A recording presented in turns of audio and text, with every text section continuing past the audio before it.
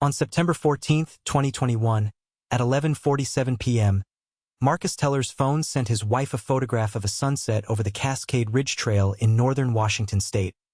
A warm, golden image captioned, "Made camp for the night, love you both." And the GPS metadata embedded in that image confirmed, with absolute precision, that Marcus Teller had been dead for at least 6 hours when it was sent. By the time investigators understood what those 23 photographs actually were, they would uncover something far worse than a murder. What you're about to hear isn't just the story of how a man died alone on a mountain. It's the story of what was done to him after, and the person who had been watching his family grieve in real time, waiting to see if anyone figured it out. To understand what happened to Marcus Teller, you have to first understand who he was, because the kind of man he was is precisely the reason no one panicked when he went quiet. Marcus was 38 years old, broad-shouldered, weathered in the way that people who spend most of their free time outdoors tend to get weathered. Deep lines at the corners of his eyes from years of squinting into trail-bright sun. Hands that were perpetually calloused and smelled faintly of pine resin and sunscreen even when he was sitting in his kitchen in Bellingham, Washington. He worked as a structural engineer for a mid-sized firm out of Everett, and he was, by every account from colleagues, neighbors, and the friends who would later cry on camera for the local news, the most reliable person any of them had ever known. The kind of man who showed up early. The kind of man who called when he said he would call. His wife, Donna Teller, 36, taught 3rd grade at Clearwater Elementary. Their daughter, Ivy, was 7 years old and had her father's eyes. That same squint, that same way of looking at the world like she was measuring it for something. They lived in a house on Orchard Mill Drive with a garden Donna maintained badly and a garage Marcus maintained obsessively. By all external measures, they were unremarkable in the best possible way.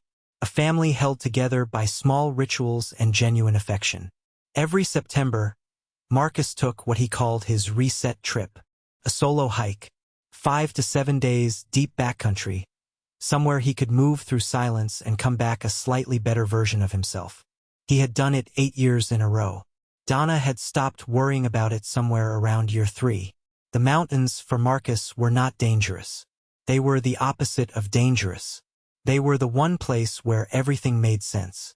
On September 9, 2021, Marcus kissed Donna and Ivy goodbye at 5:30 in the morning, loaded his forest green Subaru Outback, and drove north toward the Okanagan-Wenatchee National Forest. His planned route was a 7-day loop through the Cascade Ridge backcountry, a trail he had completed twice before.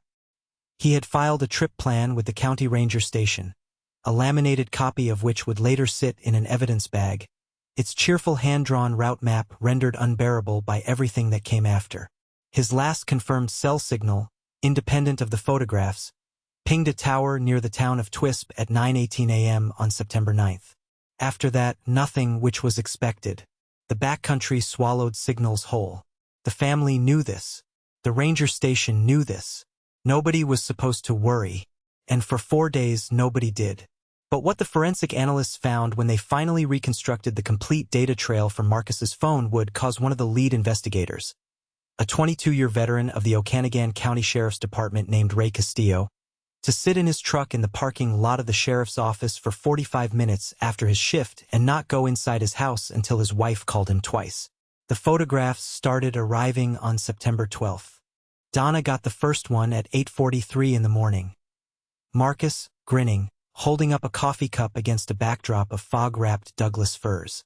Caption: "Morning coffee hits different up here." She showed it to Ivy. Ivy drew a picture of Daddy on the mountain and stuck it to the refrigerator with a magnet shaped like a pineapple. Over the next 72 hours, 22 more photographs followed.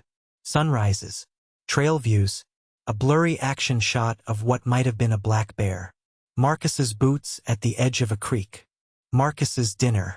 Marcus, smiling, holding up a fish he had apparently caught. Thumb up, completely at ease.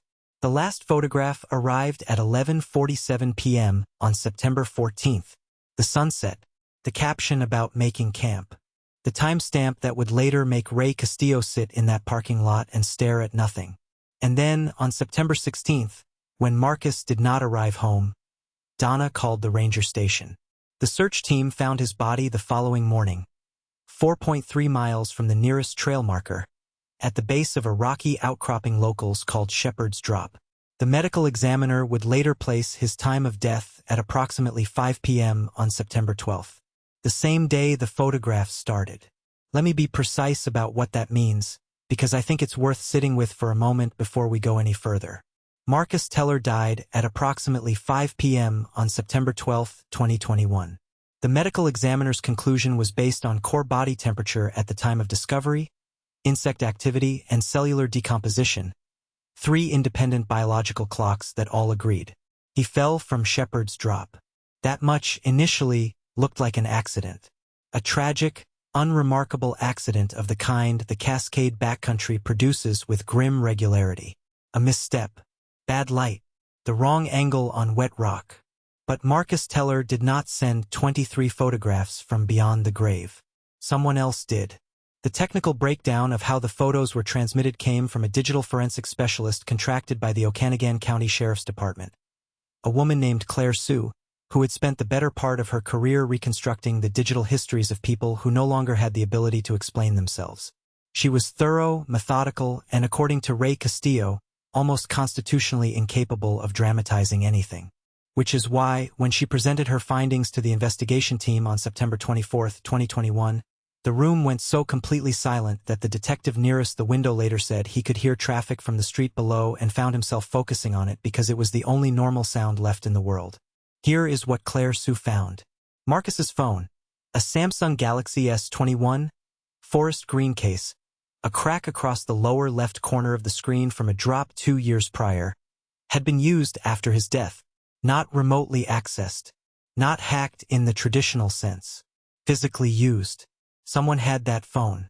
Someone had held it in their hands, opened the camera application, reviewed the photographs Marcus had already taken during the first 3 days of his trip, and transmitted them in a deliberate, carefully spaced sequence over the following 72 hours. Timed to look exactly like the natural rhythm of a man moving through a backcountry trail and occasionally stopping to check in with his family. The spacing was not random. Whoever did this knew what they were doing. Morning shots went out in the morning. Evening shots went out in the evening. The photograph of the fish, which Marcus had almost certainly taken on the afternoon of September 10th or 11th, based on metadata that hadn't been altered, was transmitted on the afternoon of September 13th. Dinner photos arrived around 7 p.m. It was a performance. A careful, sustained, deliberate performance designed to keep Donna Teller calm and unsuspecting for as long as possible. The question that immediately consumed the investigation was why. Why would anyone want to delay the discovery of Marcus Teller's body? The initial answer that suggested itself, the obvious one, the one Ray Castillo admitted was the first place his mind went, was insurance. Marcus had a life insurance policy. $850,000. Standard stuff for a structural engineer with a family and a mortgage, but not an insignificant number. And suicides, under the terms of that particular policy, were excluded for the first 3 years of coverage. The policy had been active for 2 years and 8 months. If Marcus had jumped from Shepherd's Drop, if it was not an accident but a choice, the family got nothing. So delaying the discovery, letting the body deteriorate, making the cause of death harder to establish with certainty, that, at least, had a financial logic to it. Except Ray Castillo couldn't square the geography. Shepherd's Drop was 4.3 miles from the nearest trail marker, in terrain that required serious navigation experience to reach without a GPS device. It was not somewhere you stumbled across. It was not somewhere you ended up by accident, whether you were the person falling or the person who might have followed. And the phone had not been found at the body, which meant whoever had it had either taken it before Marcus went over the edge, or had gone down to where Marcus landed after and taken it from him there. Both of those possibilities meant the same thing, and neither of them was an accident. The investigation quietly reclassified Marcus Teller's death as a homicide on September 27, 2021. They did not release that information to the public. They did not release it to Donna. What they did instead was begin to look very carefully at everyone in Marcus Teller's life. And that was when they found the thing that Ray Castillo would later describe in a deposition as the moment the case stopped being a case and started being something else entirely. Because when investigators pulled the complete log of outgoing transmissions from Marcus's phone, not just the photographs, but everything, They found that the phone had not only been used to send pictures to Donna Teller. Between September 12th and September 14th, during the exact same window when someone was curating a photographic fiction for a grieving wife who didn't yet know she was grieving, the phone had also been used to access an application. Not a messaging app. Not a social media platform. A GPS tracking application. One that had been installed on the device 14 months earlier, without Marcus's knowledge, and configured to report location data in real time to a secondary account. And that secondary account had been actively checking Marcus Teller's location every single day for 14 months. Someone had been watching him. Not just after his death, before it. Long before it. Watching where he went. Watching when he moved. Watching the rhythm of his days with a patience and a consistency that suggested this was not impulsive, was not opportunistic, was not a crime of circumstance. This had been planned. But here is the thing that made Claire Sue pause during her presentation, the detail she delivered in the same flat, even tone she had used for everything else, which somehow made it so much worse. The secondary account tied